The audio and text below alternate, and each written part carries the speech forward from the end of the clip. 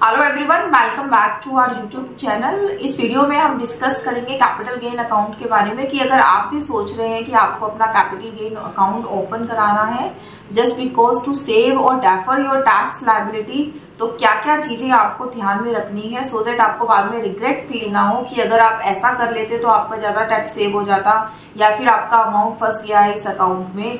क्योंकि capital gain account एक ऐसा अकाउंट है जो ओपन तो आप बहुत इजीली करा सकते हैं, बट जब आप इससे फंड विड्रॉल की बात आती है या फिर अकाउंट को क्लोज कराने की बात आती है तो बहुत सारे पेपर डॉक्यूमेंटेशन आपको करनी होती है, डिपार्टमेंट में भी आपको विजिट करना होता है। सो अकाउंट को ओपन कराना तो बहुत आसान है बट क्लोज कराना इतना ही डिफिकल्ट है। सो इसीलिए अगर आप भी इस अकाउंट को ओपन कराने के बारे में सोच रहे हैं तो वीडियो को देखे बिना ये डिसीजन ना लीजिएगा। सो आइए वीडियो को स्टार्ट कर लेते हैं। सबसे पहले एक ब्रीफ दे देती हूँ मैं आपको, कैपिटल गेन अकाउंट होता क्या है आपका। जो हम कैपिटल गेन अकाउंट स्कीम के अंदर अपना कैपिटल गेन अकाउंट ओपन कराते हैं वो आप क्यों कराते हैं, क्यों, क्या होता है ये। बेसिकली होता क्या है कि अगर आपकी कोई कैपिटल गेन हुआ है आपको लास्ट ईयर में, ठीक है, लॉन्ग टर्म अगर आपको कोई कैपिटल गेन हुआ है तो उसके ऊपर आपको देना पड़ता है tax. Rate of tax depend करता है कि आपने क्या चीज बेची है। लाइक अगर आपने प्रॉपर्टी बेची है, प्रॉपर्टी से आपको कैपिटल गेन हो रहा है तो आपका क्या टैक्स रहेगा। अगर आपने शेयर्स बेचे हैं, लॉन्ग टर्म कैपिटल गेन हो रहा है तो आपका क्या रेट रहेगा। तो इसी में ही हमारे दो सेक्शंस गवर्नमेंट ने दे रखे हैं, सेक्शन 54 एंड सेक्शन 54F। ये सेक्शन कहते हैं कि अगर आपने प्रॉपर्टी सेल करी है लेट्स सपोज और उस प्रॉपर्टी से आपको कोई कैपिटल गेन हो रहा है, आपको अगर आप वो कैपिटल गेन का अमाउंट कोई फर्दर प्रॉपर्टी परचेज करने में इन्वेस्ट कर देते हैं, उन्होंने टाइम लिमिट दिया है कि इस टाइम लिमिट के अंदर अंदर आपको प्रॉपर्टी परचेज कर लेनी है। अगर कि आप उस टाइम लिमिट के अंदर अंदर अपनी प्रॉपर्टी को परचेज कर लेते हैं तो आपको कोई भी टैक्स पे नहीं करना पड़ता उस कैपिटल गेन के ऊपर। ओके, बट अब ये बात आती है कि मान लीजिए उस टाइम लिमिट के अंदर, टाइम लिमिट जो आपको दिया गया है प्रॉपर्टी के केस में, अगर आप सेकंड प्रॉपर्टी परचेज करने जा रहे हैं तो 2 साल के अंदर अंदर आपको परचेज कर लेनी है, और अगर आप कंस्ट्रक्शन के लिए जा रहे हैं तो 3 इयर्स के अंदर अंदर आपको कंस्ट्रक्ट करा लेनी है प्रॉपर्टी।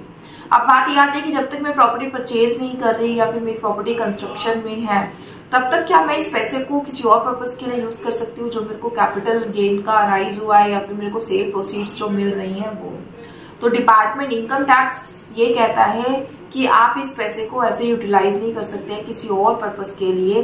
तो क्योंकि आप इस पैसे को किसी और पर्पस के लिए यूज नहीं कर सकते हैं तो बैंक में आपका एक कैपिटल गेन अकाउंट ओपन होता है, आपको उस फंड को उस अकाउंट में डिपॉजिट कराना होता है टिल द टाइम जब तक कि आप प्रॉपर्टी परचेज नहीं कर लेते या कंस्ट्रक्शन आपकी कंप्लीट नहीं हो जाती। ओके, तो इस टाइम तक आपको उस अकाउंट में ये पैसा जो है पार्क कर देना होता है। इस फंड को आप विड्रॉ नहीं कर पाते हैं किसी और पर्पस के लिए, सिर्फ इसी पर्पस के लिए आप इस अमाउंट को विड्रॉ कर पाएंगे। एज अ टर्म डिपॉजिट की तरह भी चलता है कैपिटल गेन अकाउंट। तो कैपिटल गेन अकाउंट का मैंने एक आपको ब्रीफ दे दिया है। अब ये देख लेते हैं कि जब आप कैपिटल गेन अकाउंट ओपन कराने जा रहे हैं या फिर आप सोच रहे हैं कि मैं भी अपना कैपिटल गेन पे जो लगने वाला टैक्स है उसको सेव कर लेता हूं, तो आपको क्या क्या पॉइंट्स अपने ध्यान रखने हैं। फर्स्ट जो पॉइंट आपको ध्यान रखना है वो है कि आपको अपना अकाउंट जब भी ओपन कराना है जबकि आपका कोई कैपिटल गेन हो। मतलब आपको रूमर्स पे नहीं जाना है कि अगर आपने इस बार प्रॉपर्टी सेल करी है तो आपको कैपिटल गेन अकाउंट ओपन कराकर वहां पे अपना अमाउंट ट्रांसफर कर देना है, नहीं तो आपके ऊपर टैक्स लग जाएगा। तो ये कुछ एक इंडस्ट्री में रूमर्स भी हो जाता है मार्केट में कि इस तरीके से अगर आपको कैपिटल गेन हुआ है तो आपको कैपिटल गेन अकाउंट ओपन कराना इंपॉर्टेंट है, आपको अमाउंट वहां पे ट्रांसफर करना ही पड़ेगा, नहीं तो आपके ऊपर टैक्स चार्ज हो जाएगा। तो टैक्स आपके ऊपर कब लगेगा, जब आपको कोई कैपिटल गेन हो रहा हो। अनलेस अंटिल आपको कोई कैपिटल गेन नहीं हो रहा तब तक तो आपको कैपिटल गेन अकाउंट ओपन कराने की जरूरत ही नहीं है। लेट्स सपोज आपकी जो प्रॉपर्टी है, आपने मान लीजिए आपकी एक प्रॉपर्टी थी जिसकी कॉस्ट थी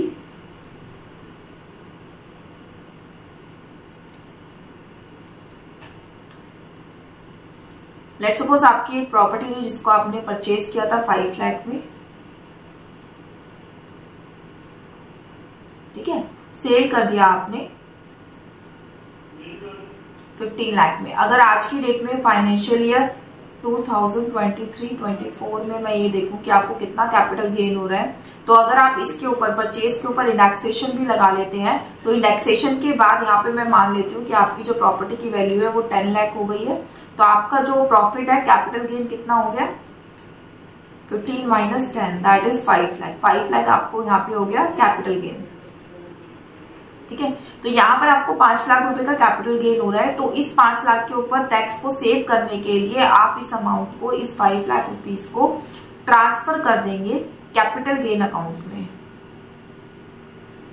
ठीक है, और अगर मान लीजिए आप जो है 31 जुलाई से पहले अपनी प्रॉपर्टी, नेक्स्ट प्रॉपर्टी परचेज कर लेते हैं, तो आपको कैपिटल गेन अकाउंट में भी ट्रांसफर करने की जरूरत नहीं है, क्योंकि आपने नेक्स्ट जो प्रॉपर्टी है वो with in the time limit आपने अपनी परचेज कर ली। कैपिटल गेन अकाउंट का जो रोल है वो जब आता है जब आप अभी प्रॉपर्टी आप परचेज नहीं कर पा रहे हैं, आपको अभी प्रॉपर्टी सिलेक्ट करने में टाइम लगेगा, तो उसके लिए आपने क्या करा, पहले फंड को इस अकाउंट में पार्क कर दिया, फिर उसके बाद आपके पास 2 to 3 इयर्स का टाइम है, आप तब जाके उस प्रॉपर्टी को, जो भी आपकी प्रॉपर्टी फाइनल होगी तो आप परचेज कर लेंगे और ये अमाउंट इस अकाउंट से जो है विड्रॉ कर लेंगे। तो पहले तो आपको ये चीज चेक कर लेनी है कि आपको कोई कैपिटल गेन हो भी रहा है या नहीं हो रहा है। अगर इसी एग्जाम्पल में मैं मान के चलूं कि आपकी जो परचेज कॉस्ट है आफ्टर इंडेक्सेशन मान लीजिए 18 लाख आ जाती है, ठीक है, लेट्स सपोज ये 18 लाख आ जाती है, तो आपका उस केस में क्या होगा, कैपिटल गेन नहीं होगा, आपका कैपिटल लॉस होगा उस केस में। तो उस केस में आपको कैपिटल गेन अकाउंट को ओपन कराने की जरूरत नहीं है, क्योंकि आपको कोई टैक्स ही नहीं बनेगा, आपका तो लॉस है, आपको टैक्स देने की जरूरत ही नहीं है। इवन आपका जो लॉस है वो कैरी फॉरवर्ड हो जाएगा नेक्स्ट इनकम टैक्स की रिटर्न के लिए। तो पहला आपको यही पॉइंट ध्यान रखना है कि जब आपका कैपिटल गेन होगा तभी आपको अकाउंट ओपन कराना है, अदरवाइज नहीं कराना। नेक्स्ट जो आपका पॉइंट है वो है कि आपको कितना अमाउंट उस अकाउंट में पार्क करना है। ये एक बहुत इंपॉर्टेंट पॉइंट है, क्योंकि लोगों के अंदर इस पॉइंट को लेके बहुत ज्यादा मिसकंसेप्शन है। इसमें क्या है कि कुछ लोग तो क्या करते हैं, जितनी भी उनकी सेल प्रोसीड आती है, जैसे कि मेरे करंट एग्जांपल में मैंने 15 लाख की सेल प्रोसीड्स की बात करी थी, तो आपकी जितनी भी सेल प्रोसीड आई, कुछ लोग तो क्या करते हैं पूरा 15 का 15 लाख उन्होंने कैपिटल गेन अकाउंट में डिपॉजिट करा दिया, जबकि इस सिचुएशन में आपको पूरा 15 लाख कैपिटल गेन अकाउंट में डिपॉजिट कराने की जरूरत नहीं है।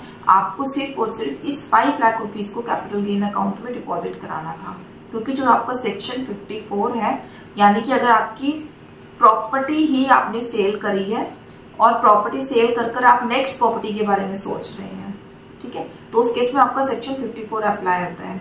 तो अगर आपका सेक्शन 54 एप्लीकेबल हो रहा है, तो इसका जो टैक्सेशन है वो ये कहता है कि जो आपको कैपिटल गेन हो रहा है ना, उतना अमाउंट आपको फर्दर यूटिलाइज करना है, तो आप अपना टैक्स सेव कर लेंगे। आपकी जो सेल प्रोसीड्स है उससे उनको कोई लेना देना नहीं है, सिर्फ ये कैपिटल गेन की बात करते हैं यहाँ पर।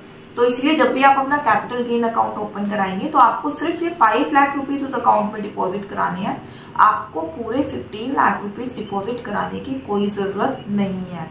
यही अगर मैं सेक्शन 54F की बात करती, यानी कि आपको जो लॉन्ग टर्म कैपिटल गेन हो रहा है वो प्रॉपर्टी से नहीं हो रहा, वो किसी और असेट से हो रहा है, लाइक शेयर्स वगैरह आपके कुछ भी हो सकते हैं, बॉन्ड शेयर, तो आपको किसी और चीज से अगर आपको कैपिटल गेन हो रहा है और उसको सेव करने के लिए आप अपनी प्रॉपर्टी को परचेज करना चाहते हैं, ठीक है, जो सेल करा वो प्रॉपर्टी नहीं थी बट परचेज आप प्रॉपर्टी करने जा रहे हैं, तो उस केस में लॉ में लिखा हुआ है कि जितनी भी आपकी सेल प्रोसीड्स आ रही है वो सारी आपको री इन्वेस्ट करनी होती है। तो उस केस में आपको 15 लाख को इन्वेस्ट करना है, बट अगर आप प्रॉपर्टी बेचकर प्रॉपर्टी ले रहे हैं तो उस टाइम पे आपको सिर्फ और सिर्फ जो आपका कैपिटल गेन का अमाउंट है उतना ही आपको री इन्वेस्ट करना है। मैं यहाँ पे इस पॉइंट के ऊपर इसलिए फोकस कर रही हूँ क्योंकि रिसेंटली मैंने एक सिचुएशन अभी फेस करी थी। हमारा एक क्लाइंट था, उसको इतनी नॉलेज नहीं थी, तो उसने क्या करा, उनकी 35 लाख की प्रॉपर्टी सेल हुई थी, उन्होंने पूरा 35 का 35 इस अकाउंट में पार्क कर दिया। ऑल्दो जो उस प्रॉपर्टी के ऊपर उनको कैपिटल गेन हो रहा था वो सिर्फ और सिर्फ 3 लाख रुपीज का हो रहा था। हुआ क्या, 3 इयर्स के लिए उनके 35 लाख इस अकाउंट में पार्क हो गए, जिसको वो यूज नहीं कर सकते थे, और एट द एंड कुछ सिचुएशंस ऐसी बनी कि वो फर्दर प्रॉपर्टी भी परचेज नहीं कर पाए, उनको कैपिटल गेन पर टैक्स पे करना पड़ा। तो उस सिचुएशन में फिर हमें आपके इनकम टैक्स ऑफिसर के साइन लेके आने होते हैं फॉर्म जी में, तो पूरी कंप्यूटेशन हमें उनको प्रोड्यूस करनी होती है।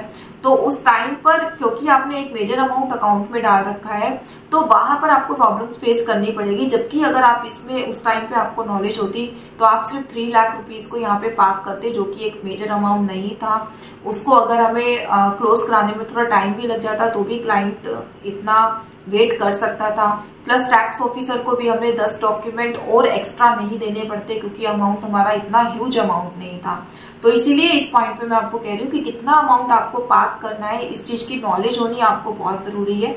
अगर आप इस अकाउंट के बारे में सोच रहे हैं तो किसी कंसल्टेंट से कंसल्ट जरूर कर लीजिए कि आपको कितना अमाउंट डालना चाहिए, कितना आपका कैपिटल गेन है, आपको पार्क करना भी चाहिए या नहीं करना चाहिए। ठीक है। थर्ड आपका पॉइंट है utilise the deposit amount within 2 to 3 years opening. ये मैं ऑलरेडी वैसे क्लियर कर चुकी हूँ, एक बार मैं फिर से बता देती हूँ आपको कि अगर आप नेक्स्ट प्रॉपर्टी प्लान कर रहे हैं तो उसकी जो टाइम लिमिट है वो है आपको 2 years के अंदर अंदर अगर आप परचेज कर रहे हैं तो परचेज कर लेनी चाहिए। अगर आप कंस्ट्रक्शन के बारे में सोच रहे हैं तो 3 years के अंदर अंदर आपकी प्रॉपर्टी कंस्ट्रक्ट हो जानी चाहिए। अदरवाइज होगा क्या, आफ्टर कंप्लीशन ऑफ 3 years आपको इसी अमाउंट के ऊपर टैक्स पे करना पड़ेगा जिसपे आपने पहले पे नहीं किया था। यानी कि अगर मैं अपने करंट एग्जांपल में देखूं तो इस 5 लाख के ऊपर आपने आज फाइनेंशियल ईयर 2023-24 में इसके ऊपर टैक्स पे नहीं करा, आपने इसको पार्क कर दिया कैपिटल गेन अकाउंट में कि आप फर्दर इसको इन्वेस्ट करेंगे, लेकिन आप नहीं कर पाए 3 years में इसको इन्वेस्ट, तो इस 5 लाख रुपीज के ऊपर अब आपको टैक्स पे करना पड़ेगा at the time of filing your return after 3 years। ठीक है। 3 years के बाद इस अमाउंट के ऊपर आपको टैक्स पे करना पड़ेगा। टैक्स इसीलिए मैं बार बार कह रही हूँ टैक्स क्यों पे करना पड़ेगा। कुछ लोग सोचते हैं कि अब तो 3 साल बीत चुके हैं, डिपार्टमेंट को क्या पता हमने टैक्स पे करा था या नहीं करा था, हम ऐसा करते हैं इस अमाउंट को विड्रॉ करा लेते हैं। अमाउंट आप विड्रॉ नहीं करा सकते जब तक कि आप इसके ऊपर प्रॉपर टैक्स पे नहीं करेंगे। टैक्स पे किया या नहीं किया ये बैंक्स को कैसे पता लगता है, अगर आप अमाउंट विड्रॉ कराने जाते हैं, अपना अकाउंट क्लोज कराने जाते हैं तो एक फॉर्म जी होता है जो मैं नेक्स्ट पॉइंट में आपको कवर करूंगी।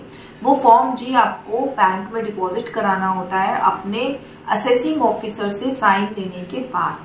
और असेसिंग ऑफिसर जब तक इस फॉर्म जी के ऊपर साइन नहीं करेगा जब तक कि आपने जितनी भी आपकी टैक्स लायबिलिटीज है वो पे ऑफ ना कर दी हो। तो इसीलिए ये अपने माइंड से क्वेश्चन आप निकाल दीजिएगा कि आफ्टर 2 year 3 year अगर हम इस अमाउंट को विड्रॉ कर लेंगे तो हमें टैक्स पे नहीं करना पड़ेगा।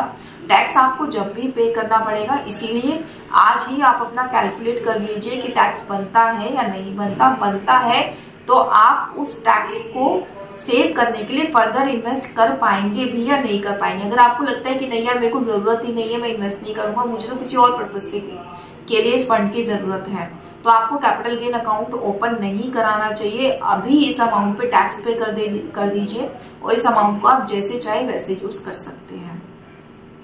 पॉइंट नंबर 4 मैं ऑलरेडी डिस्कस कर चुकी हूँ फॉर्म जी के बारे में। फॉर्म जी क्या होता है आपका, जब आप कैपिटल गेन अकाउंट क्लोज करने जा रहे होते हैं तो बैंक की तरफ से आपको एक फॉर्म जी मिलता है।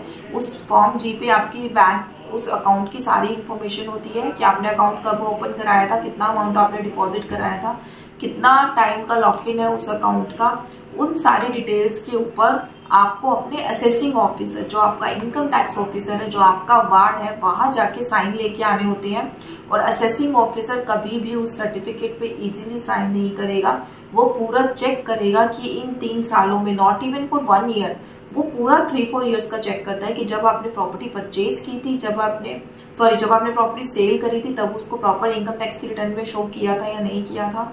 देन आफ्टर 2 years आपकी क्या टैक्स की जो कंप्लाइंस है वो किस तरीके से आप कर रहे हो। फिर उसके बाद 3rd year में जब आप प्रॉपर्टी को परचेज नहीं कर पा रहे हो तो क्या आप प्रॉपर टैक्स पे कर रहे हो। टैक्स का भी वो आपसे पहले ही एडवांस टैक्स का चालान डिपॉजिट करा लेगा अगर आपने रिटर्न से पहले अगर आप उसके पास पहुंच गए फॉर्म जी लेकर। तो इसके ऊपर हमने बहुत डिटेल वीडियो बना रखी है कि आपको फॉर्म जी पे कैसे साइन कराना है अपने इनकम टैक्स ऑफिसर से। लिंक मैं डिस्क्रिप्शन बॉक्स में मेंशन कर दूंगी, आप वहां से लिंक एक्सेस कर सकते हैं। इस वीडियो का मेरा मतलब यही था बनाने का कि आपको पता रहना चाहिए कि अगर आप कैपिटल गेन अकाउंट के लिए जा रहे हैं तो आपको सबसे पहला डिसीजन तो यही है कि आप ओपन कराएं या नहीं कराएं। कराना अगर आपको इम्पोर्टेंट लग रहा है तो चेक कर लें कि कितना अमाउंट आप उसमें इन्वेस्ट कराएं। इन्वेस्टमेंट के बाद ये भी चेक कर लीजिए कि आप प्रॉपर टाइम पे उसको यूटिलाइज कर रहे हैं नहीं कर रहे। अगर नहीं कर पा रहे हैं तो at the end of 3 years आप अपने इनकम टैक्स ऑफिसर से जाके मिल लीजिए, फॉर्म जी साइन करा लीजिए, अपनी टैक्स लायबिलिटीज को पे ऑफ कर दीजिए और अपना अकाउंट ये क्लोज करा दीजिए। सो ये थे हमारे इंपॉर्टेंट पॉइंट्स जो आपको याद रखने हैं कैपिटल गेन अकाउंट से रिलेटेड। इसके अलावा मैं आपको बता दूं हमारा ITR 1 फाइलिंग कोर्स लाइव हो चुका है। अगर आप अपनी रिटर्न को सेल्फ फाइल करना चाहते हैं तो आप हमारे कोर्स को अवेल कर सकते हैं। कोर्स की सारी डिटेल नीचे डिस्क्रिप्शन बॉक्स में दे दी गई है। Thank you so much. इसके अलावा अगर आपके कोई भी कमेंट्स हो हमारे कैपिटल गेन अकाउंट से रिलेटेड तो आप कमेंट बॉक्स में डाल के अपने क्वेश्चन को पूछ सकते हैं। आपके सारे क्वेश्चंस का आंसर दिया जाएगा। थैंक्स।